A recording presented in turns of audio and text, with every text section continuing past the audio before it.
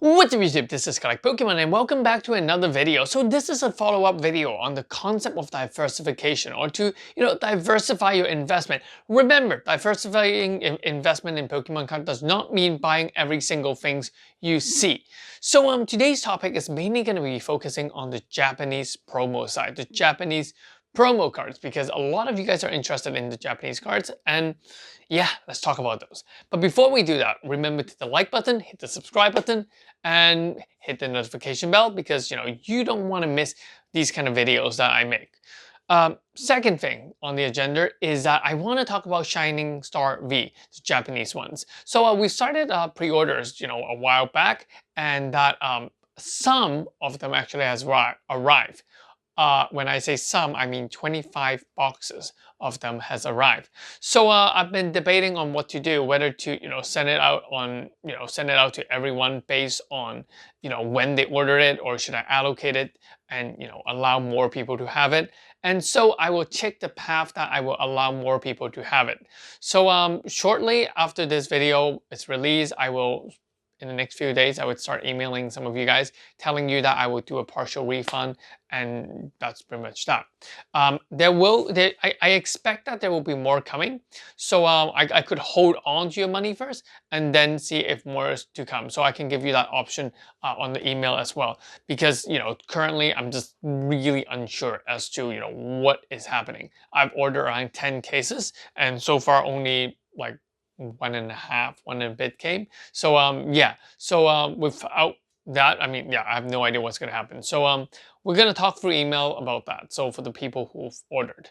Going back to the video, so today we are going to talk about Japanese promo cards, and I know that you guys are going to ask what kind of Japanese promo cards are good to buy, or what kind of Japanese promo cards are good to invest in, because I'm actually quite known as the guy that owns a lot of rare Japanese promo cards, especially in the modern era.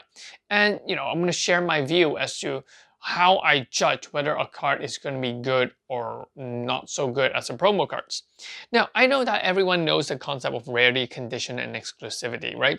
I mean, SM Pratt has been talking about it all the time. There's a lot of collectible channel talking about this all the time.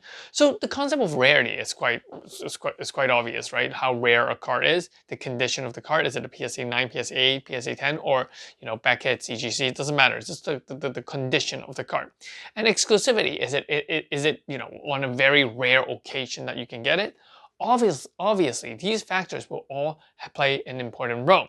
But given that they're the same role, we have to look at two other factors, actually three other factors. First one is the character on the card. The second is the collectability of the card. And the third one is the type of card. Now, the character of the card is, well, what I mean is it a Charizard? Is it a Pikachu? Is it a Snorlax? Or is it a Rayquaza? Or some other random Pokemon, right? So you need to understand the concept that not every single Pokemon character are as popular, are as are as good investment. Simply because people don't just collect any random character. Like for me, I buy Pikachu card because I'm a Pikachu card collector. So, and chances are Pikachu is going to be, there's going to be more Pikachu collector out there than, let's say, a Piplup collector, or a Muck collector, or Grimer collector, or a Rattata or Raticate collector. So these are the first thing you have to understand. Promo cards are good, but it depends on the characters. Some characters are definitely going to be more popular than others, and therefore it is going to be a better investment. Oh, by the way, when I say the word investment, I'm not teaching you guys how to invest. I'm just sharing my insights. So, I don't know anything. Don't quote my words saying that collect Pokemon that invest in this. No. It's all your own choice. So it's just a disclaimer. This is not teaching you how to invest. This is simply my insight. The other word that I mentioned is collectability. Well, here's the thing. You could argue that every single card is a collectible, but there are definitely going to be some cards that are more worth collecting because it has a history. It has a special theme to it. So obviously, some could be the Yokohama set of Pikachu promo cards from the Yokohama Center opening.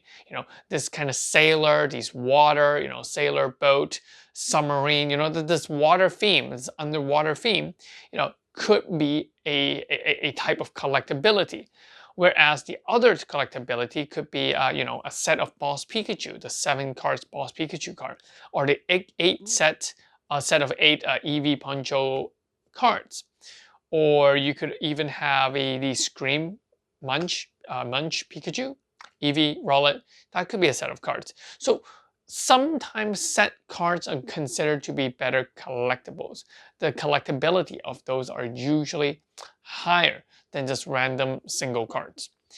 And the last thing is the type of card. Obviously, the more traditional white bulk card is going to be less sought after than the holographic cards, and then followed by a full art card.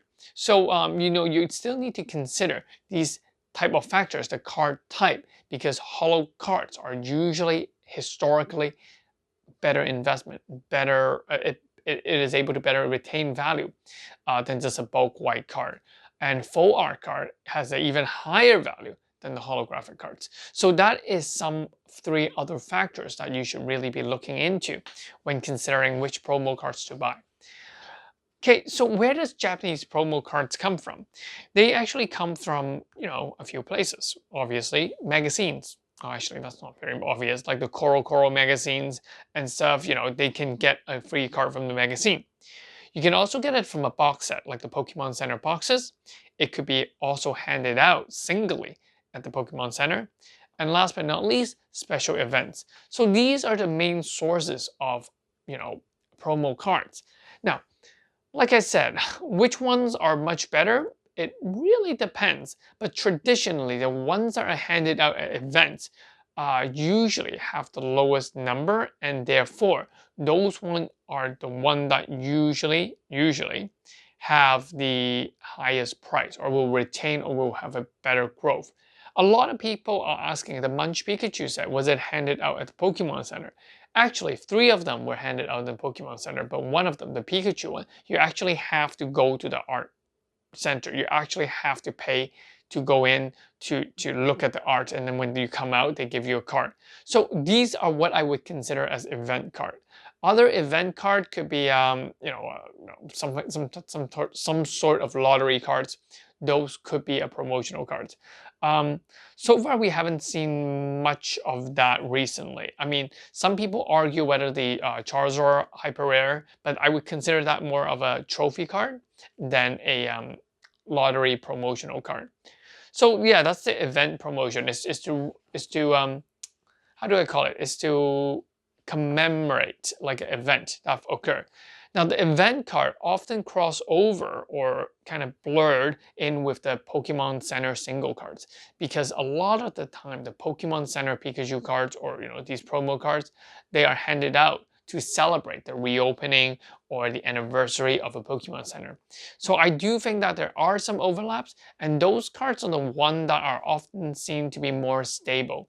They aren't always going to go up in price like super crazy, but they often fetch a very good return in investment. So a lot of the Pokemon Center cards, I mean, they're usually sold at $10 to $20 on the secondary market once it's released. And after a few months, or even after a few years, they usually go back up to $200 or $300 as a PSA 10 graded cards. And the Japanese quality of these promo cards are usually really well, that you can actually go grade them. So that's that. Now, what about box set? The Kanazawa box everyone knows, the Marnie practice box everyone knows about, the VMAX theme deck a lot of people know about. So box set are usually good, but it depends on the type of box set. Some box set are obviously better because they have a specific theme to them. And I think that those box set with the specific themes are the ones that are going to be worth more money in the future. But with that said, there is often going to be a ceiling to that price. Now, for example, if we take back a look at the Poncho boxes, the Poncho Charizard, the Poncho Gyarados and Magikarp, and the Poncho Pikachu with the Rayquaza, I mean, the prices are going up, don't get me wrong. I mean, those boxes used to sell for around, $20, $30, and now they're going for, I don't know, like, I don't even know how much those are now. A lot of money. But there is a ceiling. You don't really see it go up as quick as very special set like the Mario Pikachu, let's say, for example. And I could even say that even with the Mario Pikachu and Luigi Pikachu, there's going to be definitely a ceiling to those cards, because those promos were given out at the Pokemon Center. I mean, they were sold at the Pokemon Center for a very, very long period. Or you could argue it's a short period, but it was pretty much on the shelf for a really long time. But that was back then. But what about now? I mean, Kanazawa box seems to fly off the shelf right away. So, but I still do believe that for these box set, there is definitely going to be a ceiling. What I mean is that I would not buy these box set at much higher price, because unless I'm just collecting it, I would definitely buy it. But if I'm thinking about investment, I do believe that it's much of like a diminishing return kind of thing. So if you bought it at MSRP, definitely you're gonna have amazing growth. You're gonna be like smiling at these boxes. But if you buy it in the secondary market on eBay or something like that, the growth tends to slow down. So it's more like an exponential growth at first, and then it will start slowing down. And that's how usually the curve goes. And because of that, I mean, I wouldn't look into these boxes as investment in the long run, because I do think that if I was to buy it at a higher price right now, it's just not really worth it. Now, last one but not least is the magazine promos. The magazine promos usually don't contain the most popular card. The last promos I could think of is the either Coco or it's what else? Snorlax. So I think those cards, they are okay to collect, but they're not often very, what do I call it? They're not very popular characters. And because of that, the price of those are unlikely to move very quickly. And the last group that I've actually missed out when I was first introducing this video is the gym promos. So the Japanese often have gym promo card that has this logo with the gym on it. Those one, like I said again, it really depends on the character. And the second thing is a lot of them are non-holo cards, and because they're non-holo white card, in terms of the card type, it's considered to be a lower tier card. So that's why the price of those are not likely to go up significantly as well. So yeah, that's pretty much it. Now, just need to know that the concept of collectability. So what I found is that yes, EV Poncho EVs with 8 cards or Boss Pikachu with 7 cards, they seem to be a good collection. But we're not really seeing the price jump for these cards simply because maybe it's too difficult for people to collect, or if people just don't like these cards just yet, or I haven't made a spotlight video on it just yet. But overall, I do think that collectability in terms of set cards, any sets between the number of 2, 3, and 4 would be a very, very good set collection. So people would often try and trying to collect all 4 of them, because I do believe that collecting those is much more easier to handle than collecting 8 cards. And so from historical values, what we're seeing is that cards with a set of 2, a set of 3, or a set of 4s, or 5, maybe 5. I'm stretching it, but yeah, those are the ones that people like to collect. So that's pretty much it. I hope you guys find this video useful and informational. And do keep your eyes out on different promo cards. Remember, a lot of these cards, don't expect the price to skyrocket like crazily, because at the end of the day, they hand these cards out so that more people can have it, and they can likely and easily reprint a lot of these cards. So I think that as a collector, I think that I often buy these cards because a lot of them are Pikachu. But at the same time, investability wise, once it gets into 200-300 range for a lot of those cards, we're gonna see a much slower growth. And once it hits around 400 or 500, it's pretty much the current acceptable price for a lot of these Pokemon Center handed out cards. 5 years in the future, no one knows. 10 years in the future, no one knows. But I guess I would assume that it would inflate with whatever the market goes. But I do think that these cards are good to collect. And, if it's released, then go buy it quickly. Because, you can get it for usually 10 to 20 US dollar initially, or even 20 to 40 US dollar initially. And that's pretty much that. I'll catch you guys in the next one. This is Collect Pokemon. Hit the like, hit the subscribe button. Peace.